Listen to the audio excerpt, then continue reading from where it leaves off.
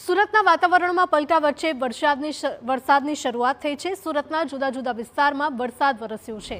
કતારગામ, વરાછા, પાંડેસરા સહિતના વિસ્તારોમાં મેઘમહેર જોવા મળી રહી છે। તો સુરત શહેરમાં ભારે વરસાદને લઈને અનેક વિસ્તારોમાં ભારે ટ્રાફિક જામના દ્રશ્યો પણ જોવા મળ્યા હતા।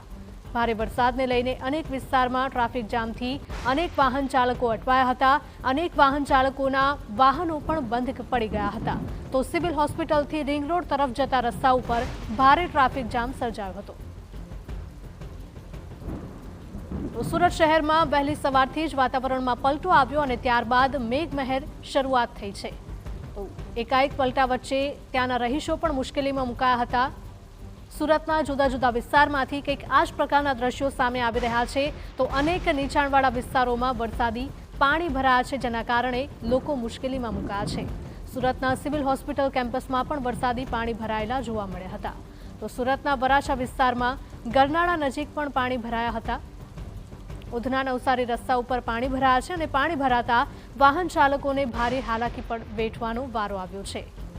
તો સુરતના અનેક વિસ્તારો, અડાજણ અને આ સહિતના અનેક વિસ્તારોમાં નીચાણવાળા જેટલા પણ રસ્તાઓ છે, સોસાયટીઓ છે, તમામ જગ્યાએ પાણી ભરાયેલા છે। વરાછા ગરનાળા નજીક પણ પાણી ભરાયા છે। પાણી ભરાતા વાહન ચાલકો અટવાયા હતા। પાણીના કારણે ખાડા ન દેખાતા વાહન ચાલકો નીચે ખાબકી રહ્યા છે। વાહન ચાલકોને ભારે હાલાકી ભોગવવાનો વારો આવ્યો છે। કેટલું પાણી છે? દર વખતે અહીંયા પાણી ભરાય?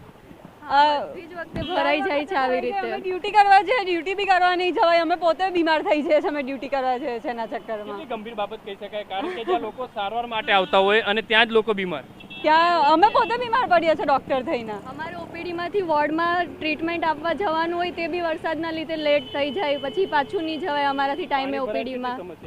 ઘણી સમસ્યા છે, અમારાથી ચલાતું નહીં। અહીંયા એક તો ચાલીને બી જવાય નહીં, ગાડી બી નહીં ચાલતી, એટલું ટ્રાફિક થઈ જાય।